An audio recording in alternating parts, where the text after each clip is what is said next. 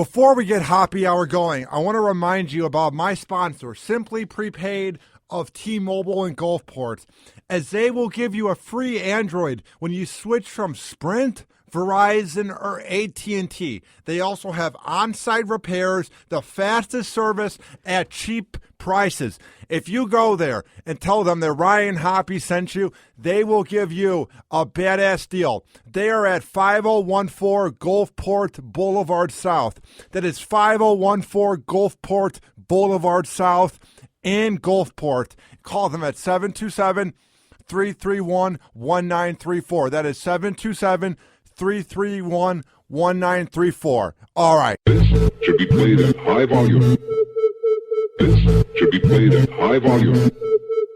This should be played at high volume.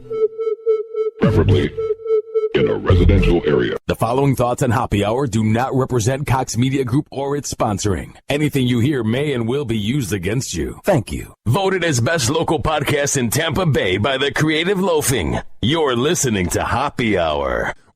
What up? What is happening? This is Hoppe Hour. I am your host, Ryan Hoppe. And as you guys know, on this show, I book people on radio that I've listened to or I look up to.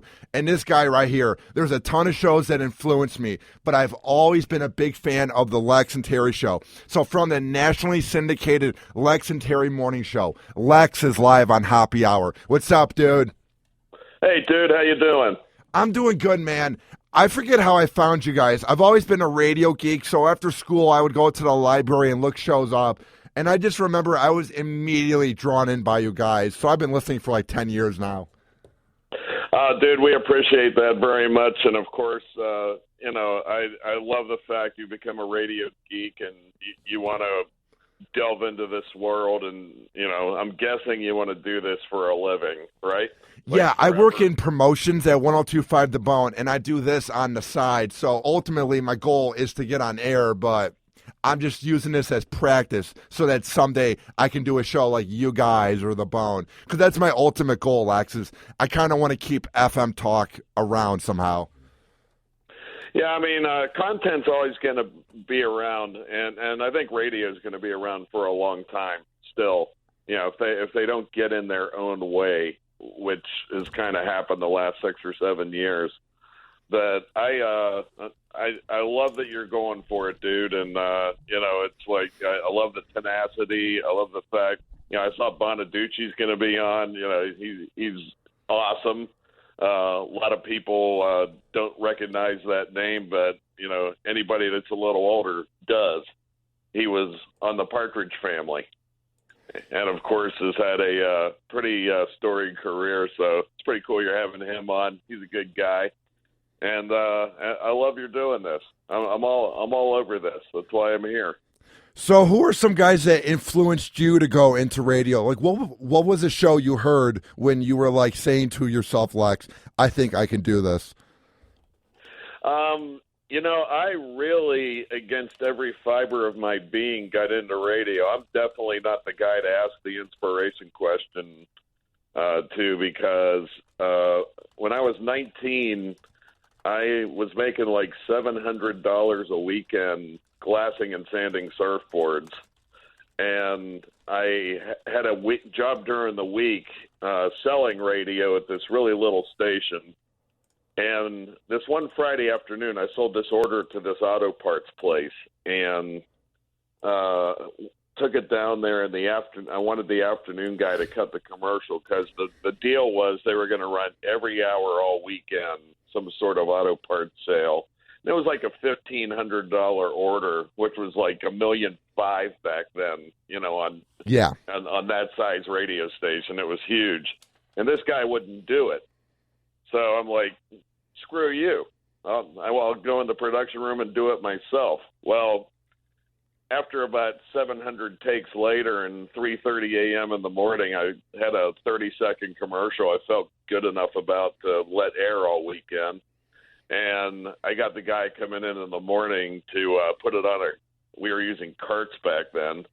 So I got him to put it on there and then put it in the system and everything. And on Monday, I got my ass torn up by the program director, like, who do you think you are, putting yourself on the air and stuff like that. And I'm like, look, I don't even care about being on the air. I just sold the order. I did what I had to do because your afternoon guy, had better things to do. And, he went to the general manager and wanted me fired and all this stuff. And, of course, the general manager sees the money and he's like, fire him. He goes, I ought to fire Robbie, the afternoon guy, for not doing it. So the guy apologized to me, and like 2 days later he goes, hey, you know what?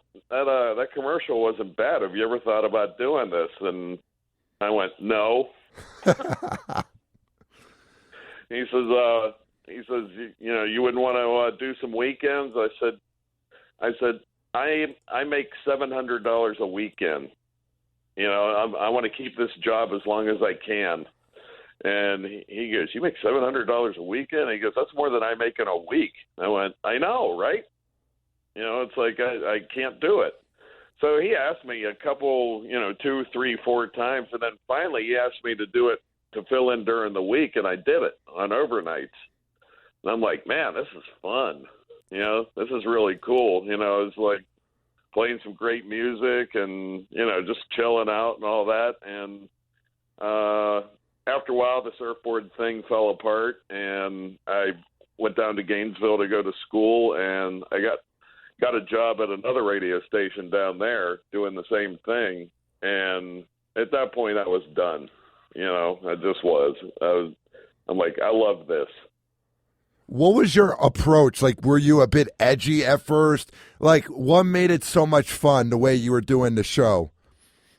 Well, I mean, the reasons I gravitated towards radio was never about talk radio. It was about music. I am a music junkie. As a matter of fact, I left radio for 4 years and was in the music business from 88 to 92. Did some pretty cool things there. Got to do some pretty amazing stuff and hang with some pretty big-time people, and it was fun. But my favorite thing about radio was programming radio stations. It was something I was good at. I seemed to have a knack at it. We had big ratings, and I left to go to the music business, and that's where I met Terry while I was out in L.A. And I actually worked with his old program director and everything, and that job kind of turned for the worse and soured, and my dad passed away at the same time, and it was just time to come home. So I went back to Jacksonville, and the program director left there, and they hired me to do it. And like 3 months into it, they saddled me with this chick to do mornings, and she was just a raging bitch. There's just no other way to put it. And I'm her boss, and I walk in on the first day, and she says and points to the log, and she goes, "You'll talk here, and you'll talk here," and I said, "Get out of my chair." Yeah, that had to be weird that someone else is bossing you around when you've done so much in radio at that point.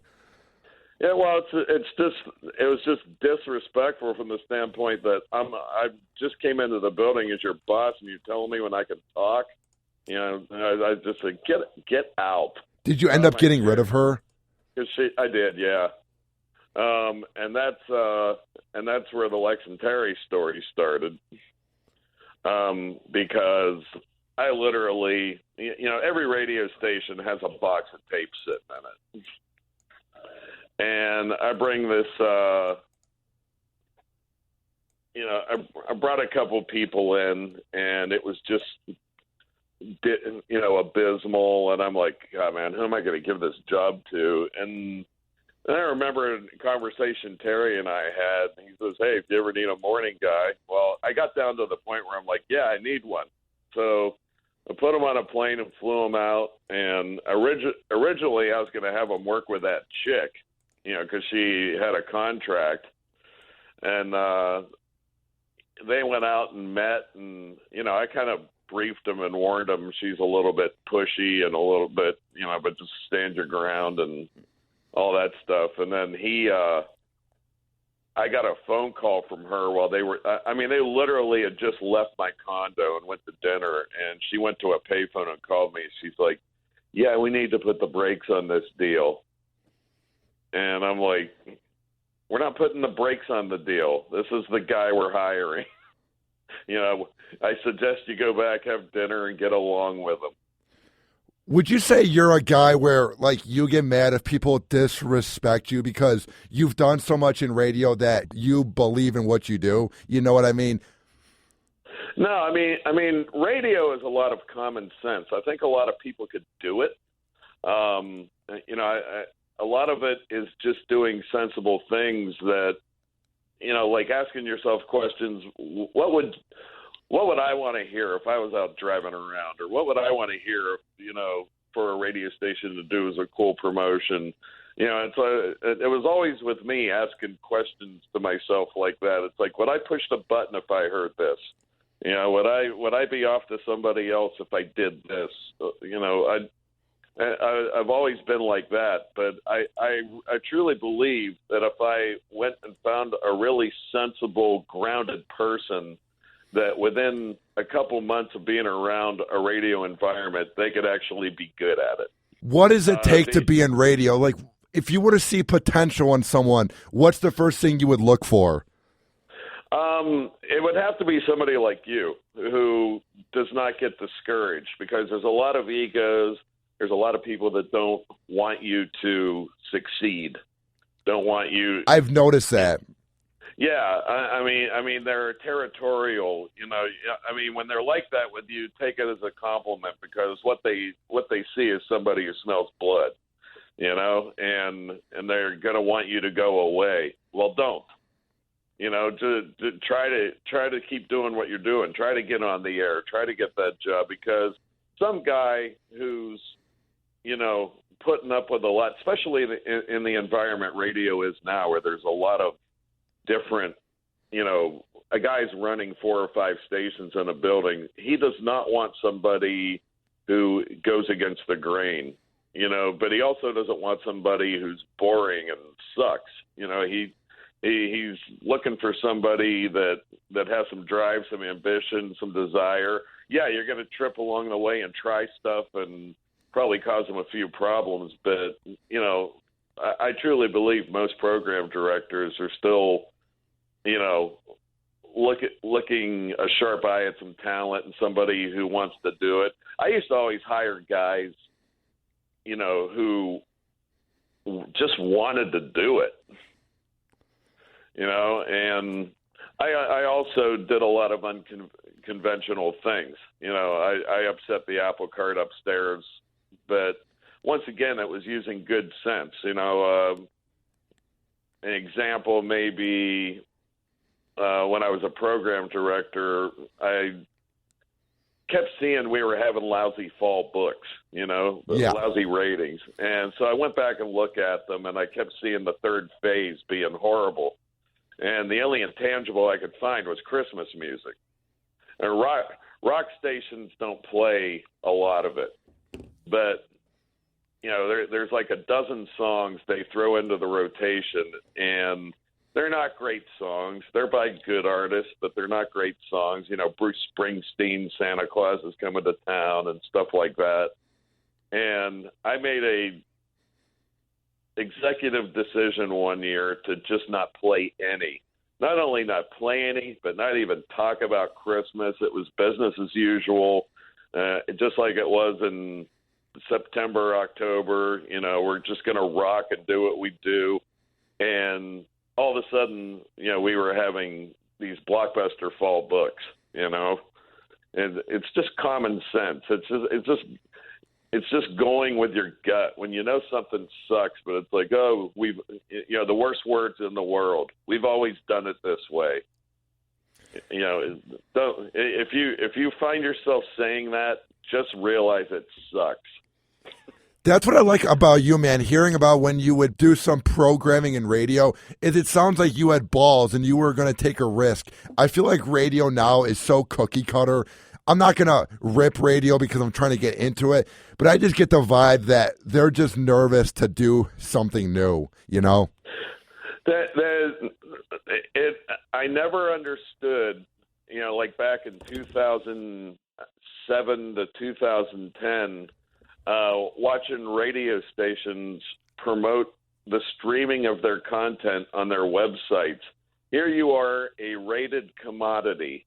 You know, you have people listening to the radio, to your radio station. You need them to fill out, you know, if somebody's out there with an Arbitron diary, you needed them to fill it out, you know, with your radio station call letters and your shows on it. Yet, you know, radio stations are pushing their content to websites. And I'm like, why are you cannibalizing yourself? Why are you hastening your own demise? Why are you doing this? You know, it's like, we didn't do that. We didn't stream our show on our website for the longest time until there was enough devices out there that demanded it. It's like, all you're doing is competing against yourself. It's hard enough out there as it is. I remember when I had Terry on the show 6 months ago, he brought up that you guys were the first show to have a mobile app because you guys began doing it like 5 or 6 years ago, because now it seems like everyone brags about having a mobile app, but I feel like most shows were late to the party. Yeah, I mean, it's like we still have bazillions more listeners on the radio than we do on the app. You know, I mean, that's there for your convenience. That's just us wanting to give our nation a chance to hear the show if they aren't in a position to do so. You know, you're a syndicated show. You go on some markets, you come off others. There's format changes. Things happen. You know, it's nice to know that somebody that gets disenfranchised, you know, with a market going dark, can still hear the show. You know, and that's just the world we live in now. Pretty soon, you know, everybody will be able to, you know, that app will be established. Our listeners will know it's there. And when they buy that brand new car that, you know, has Wi-Fi in it, away you go. I mean, it's going there. We all know this, but still, it's just easier to listen to the radio. I still listen to the radio when I'm in the car. You know, And I have a new car with all the features on it and everything, but it's like I don't use them. I still listen to the radio. Well, yeah, I mean, you know, it's not like I go around and listen to a replay of our show or anything like that. You know, I'm in a weird situation because we haven't been on in Dallas for, you know, 4 or 5 years now. So when I get off the air, I listen to Dallas radio, mostly sports radio, and you know, it's. I'm not a Cowboys fan, so it's difficult at times. You know, I wish some guys like you know, Cowherd and Rome were on here in Dallas, but they've always thought their own talent was better than putting somebody like that on in Dallas. You know, because they want to talk about the Cowboys 24/7. You know, I mean, it's like a couple of years ago, the Rangers were in back-to-back World Series, and they're still talking about the Cowboys during that. What is it about Dallas? Dallas seems like a very weird town, you know? I think most major markets, I think most top 10 markets are very ancestral with their talent. It's, you know, these guys, Ben and Skin, that are on the Fan in Dallas, they've been on every sports station. They've literally made the rounds to all of them, you know, and it's like when they get fired or move on from here, they'll go to another one, and somebody from across the street at the other sports station will take their place that you've been listening to for years. It's crazy, you know. They just don't you know, like using talent from out. You know, we were like lepers when we came here. I mean, we went number 1 in 2 years, but it's like they were insulted that the GM went out of town to hire a show. It was crazy. It is kind of weird that these major markets get mad when you bring in a show from a different market. I never got the whole point of a town with culture. like Chicago or Dallas. I never got the whole thing where the audience just can't embrace a show from a different market. Like, why do you have to be from that hometown? I never got that, because that's how Chicago radio is. Yeah, and Chicago radio is another example. You know, I mean, how many stations has Jonathan Brandmeier been on at this point? You know, I mean, it's or Mancow or whoever. I mean, it's just, you know, endless. You know, 4 or 5, 6, 7 signals those guys have been on. You know, it just gets recycled instead of bringing somebody else from outside the market in. And you know, they just don't want to go through the time it takes to develop a show is what the problem is. That's kind of sad, though. I feel like, not that us kids our age are a threat, but I feel like they're not ready to work with us, because there's a lot of people my age that would be radio ready. I'm not sure if I am, but there's a lot of shows that I feel like aren't given a chance, maybe between the age of 20 to like 34, just because the guys that are older keep getting the same gigs over and over, you know? Yeah, well, I mean that's always been tough to break into. I mean, the older guys have always been, you know, in the drive positions and stuff like that. But where the new talent has always gotten broken is at night. You know, you throw a guy on at night and let him do his thing, and, you know, they were your next morning guys. And now, you know, it's Nikki Sixx at night or Alice Cooper at night, or, you know, there isn't a lot of consumption in their minds to warrant paying somebody to go on there. And it's like, hey, you know, you brought it on yourself, yo. Your talent, you know, me included, is gonna die one day, and you didn't do anything to cultivate new talent at all. You know, and that's a shame. It's just the way it's supposed to work. Would you say it's then easier for people like me and the various people my age that have a passion for this business? Do you think it makes it easier for us to break in because people will notice? Or is it just as hard because of voice tracking? I truly believe, and this is another thing I didn't get, you know, like,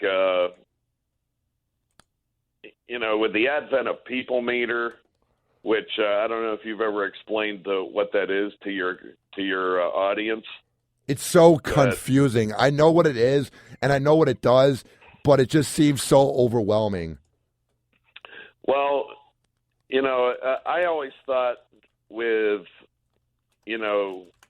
radio as it went along from this point on, that because, you know, I'll just tell you what I would have done if I was Bain Capital and I bought Clear Channel back in 2010, which, by the way, they didn't want to do.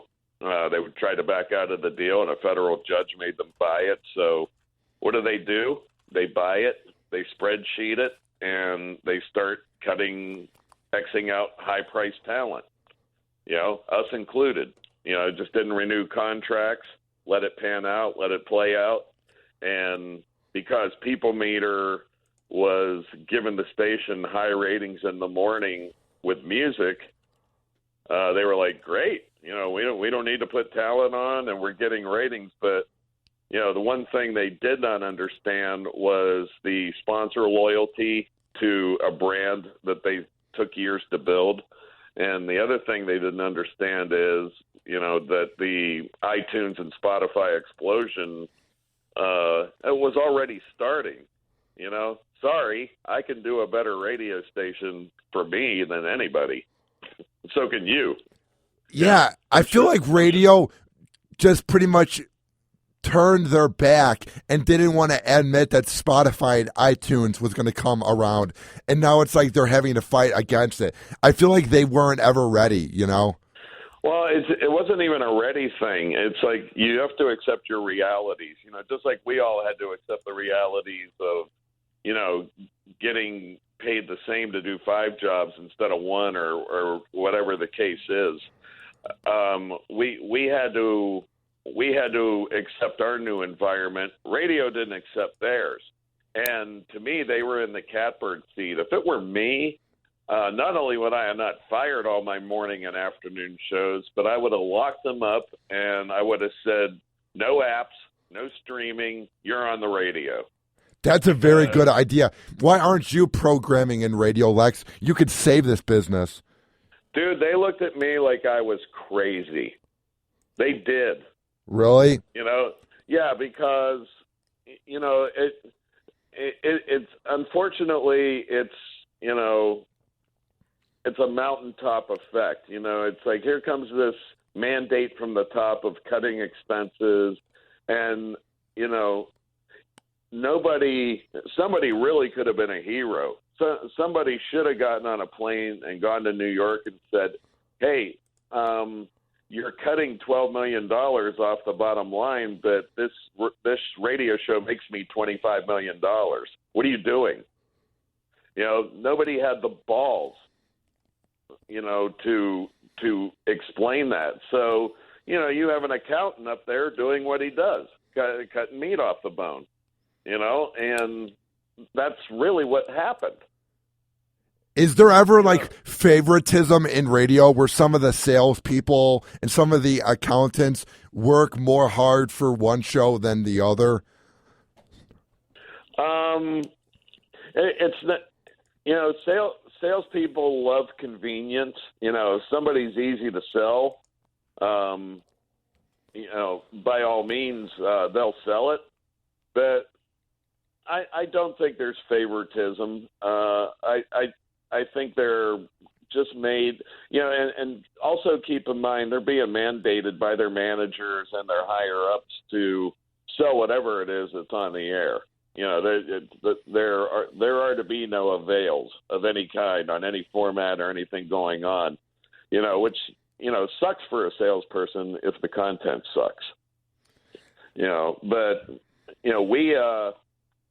we were pulling in, I think 11 times what we made as salaries, and we got fired. Was that hard for you? No, because we had, it definitely, it was, the hard part about it was so senseless.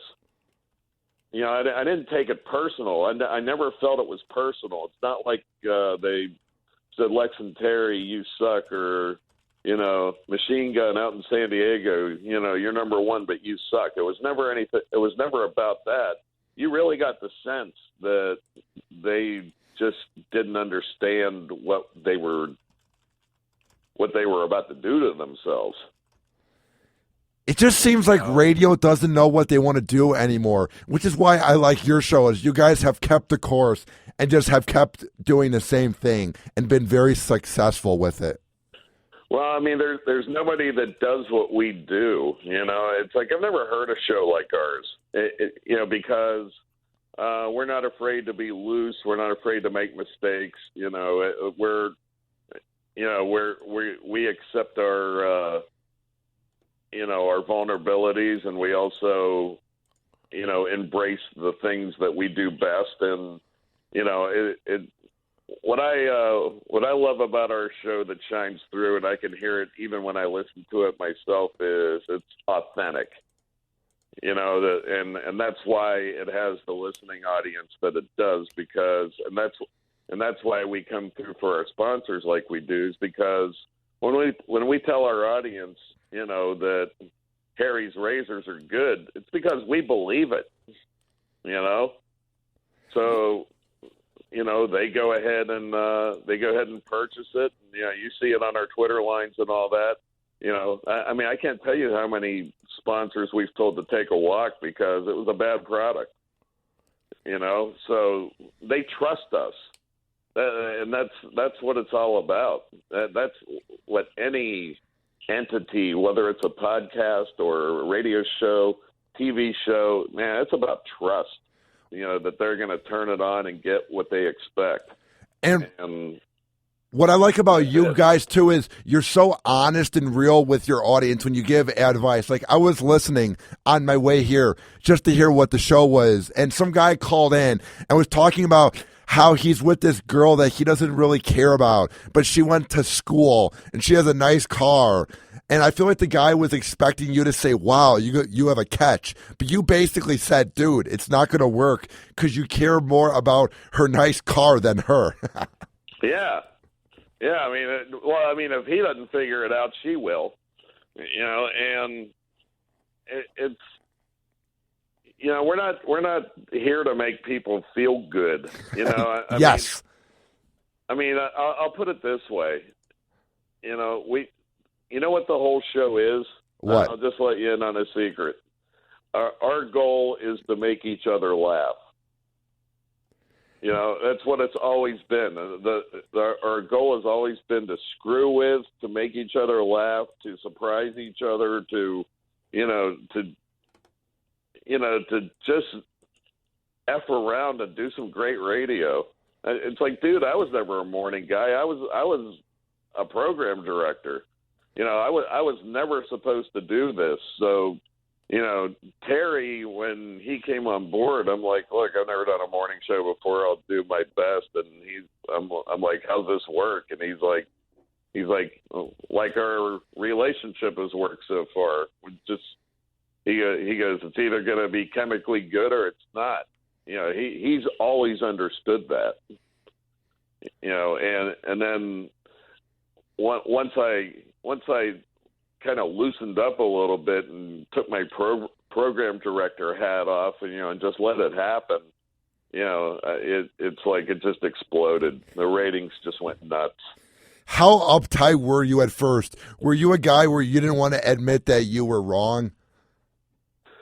Well, I didn't say I was right. I just went along for the ride. I was just kind of like, okay, all right, man, let's do this. Because the first show we did compared to the one I did the Friday before was, completely different. And it was just balls out. And it was, I had a blast. I did, and it was so effortless and so easy. And from that point on, we just never said no to anything. It's like if something felt like it was wrong, it was right. It was crazy. And I had to go down the hall and sit in a man's office for 30 minutes a day for the longest time and explain everything we just did. So it wasn't fun for me. He got to get in his car and go home. Me, I had to get out in the hall and talk about the people that were calling up with pissed phone calls and sponsors that weren't pleased with what we were doing at first. The owner of the company would come into town and pull the ratings off the printer and, turn around and give you that look like you don't have much time left or you don't know what you're doing.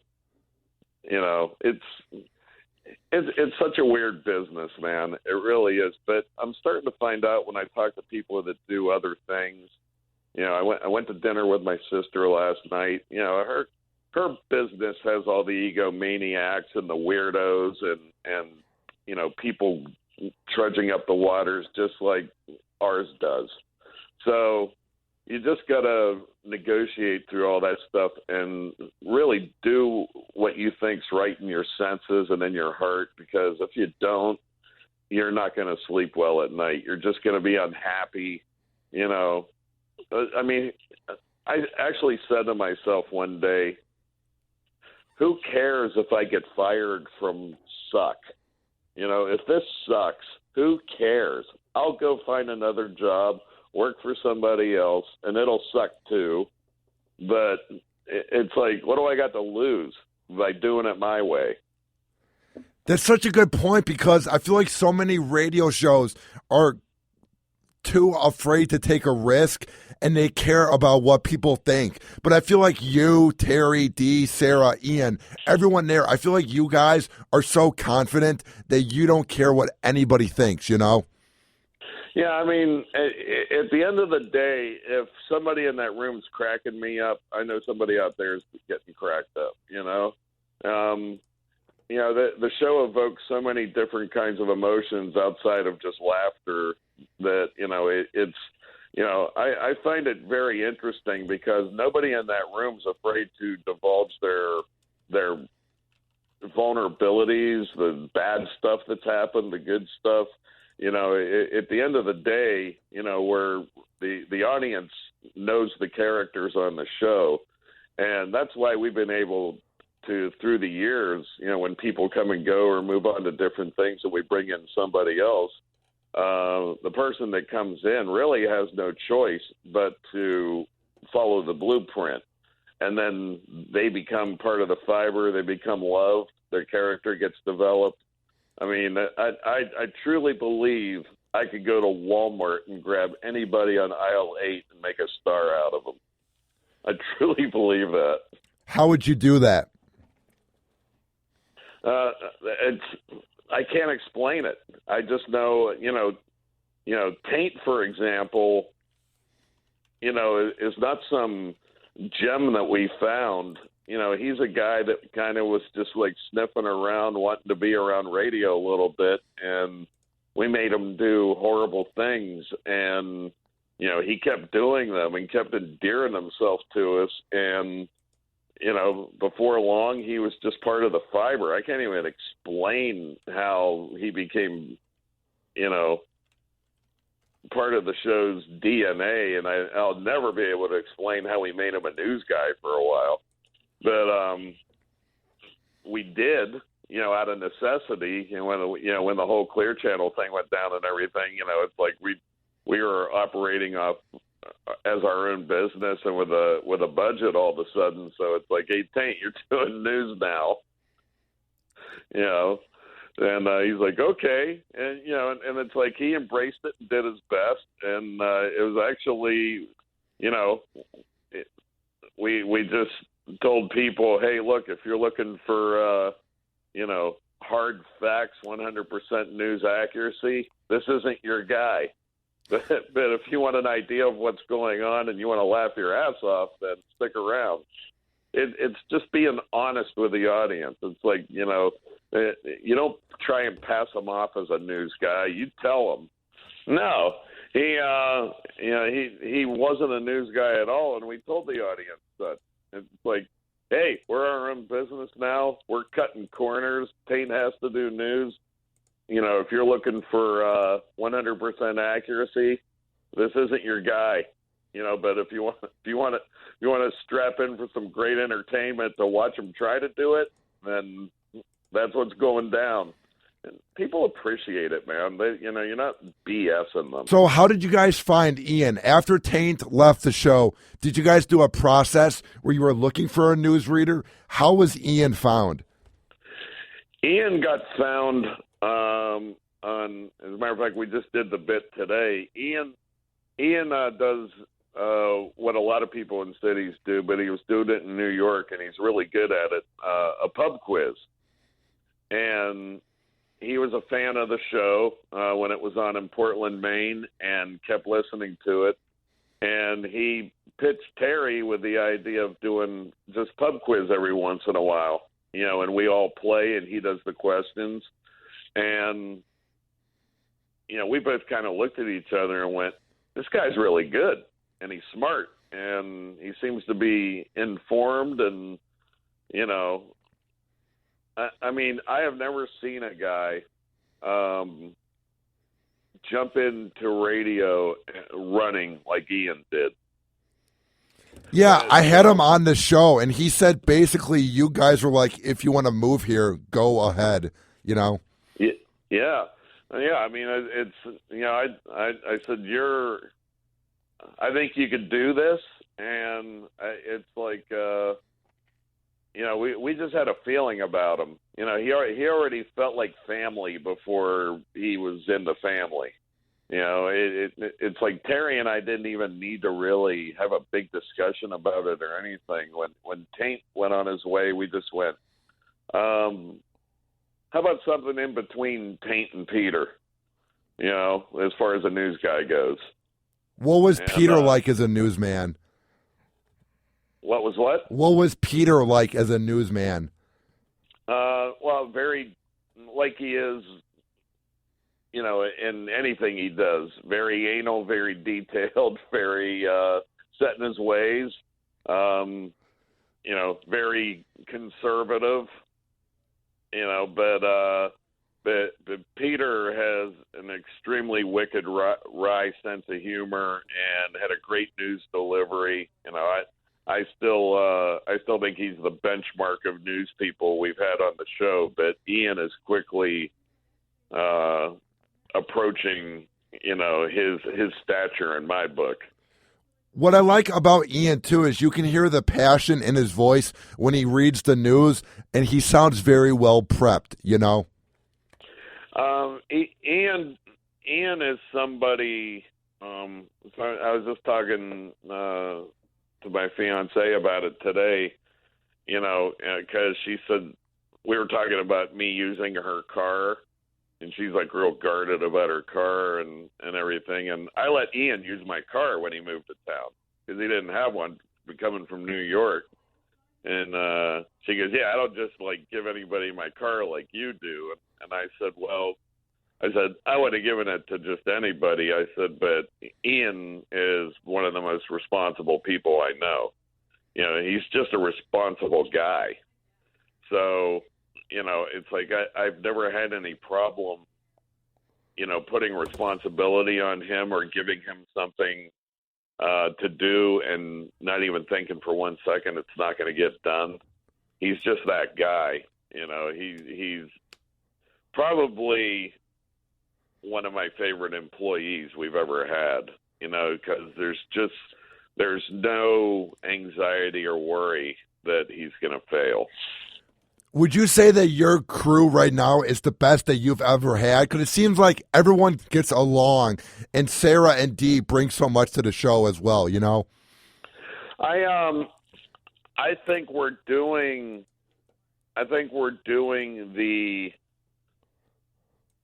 the most with what we have. I've had every configuration we've had I've loved, because it was the right configuration for the age that Terry and I were at the time.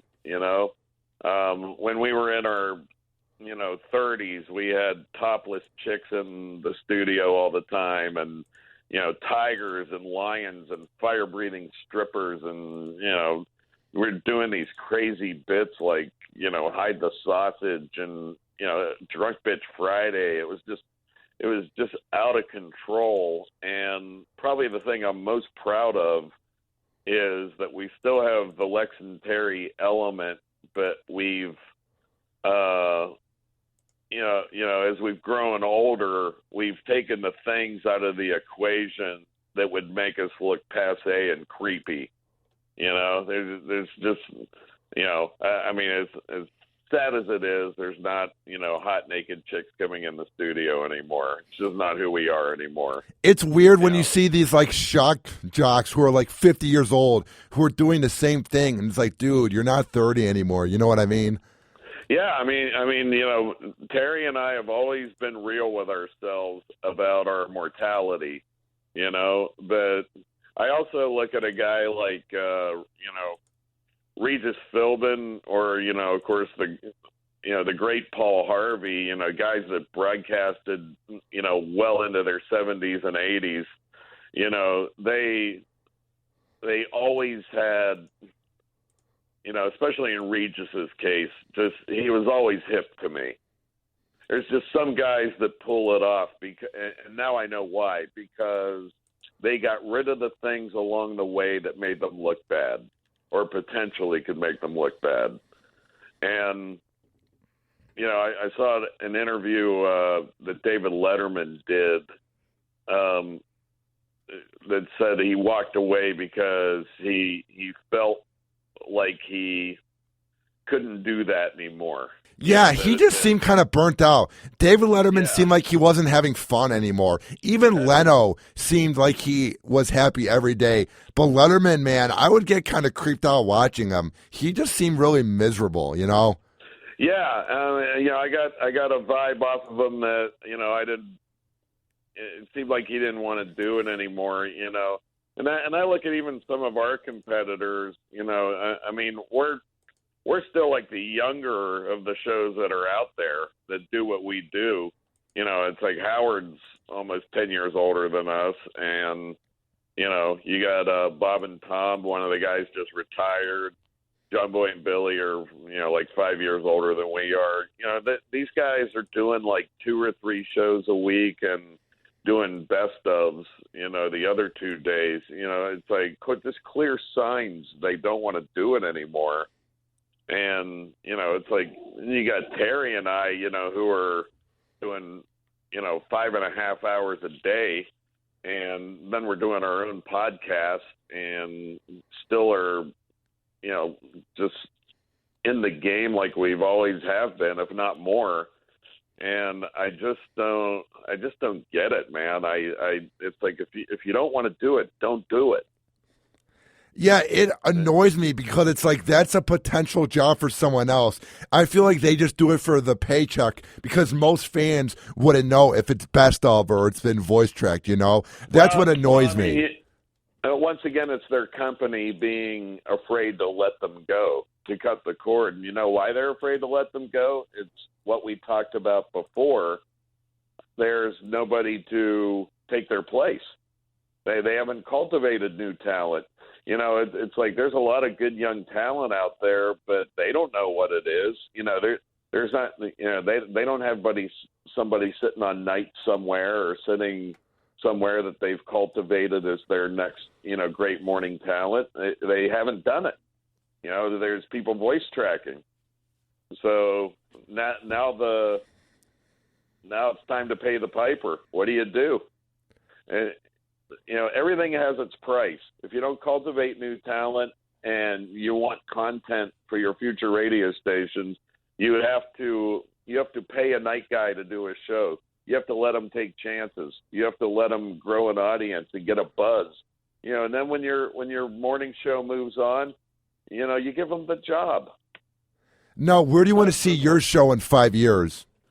I hopefully on some more radio stations and the streaming and digital empire, growing exponentially like it is right now. I mean, he and I have had very candid discussions about not wanting to slow down anytime soon. I hit the gym 6 out of 7 days a week. I take care of myself. So does he. We're in it for the long haul. Both of us are horrified to be, stuck in a house all day, and that R word, is not in our repertoire right now. So in 5 years, I still see us trying to do better than we did today. So where can people find your show online and on the radio? Well, you can always find the show on iPhone and on Android on the Lex Terry app. We also, on that app, have LT2, which has all of our personal podcasts with everybody on the show. So you can always check that out on there as well. LexandTerry.com is also streams the show, and you can also watch the show live every morning on livestream.com/Lex and Terry. Well, Lex, I've been listening to you guys for 10 years, and I love how you guys have changed, but you've never changed as a show, and I really look up to that. So it's been a lot of fun having you on the show, man. Dude, I would love nothing more than to see your name in lights and have you get your dream. I love the fact that you're going for it. That's what made this a pleasure to do. There's just not a lot of guys like you out there, which is why I think you're going to succeed. And just don't get discouraged, man, because there's not enough people out there that love it enough. and you're one of those. So, you're definitely going to get my support, no doubt about it. Thank you so much, dude. That means a lot. Keep up the good work. I usually listen when I'm at the gym.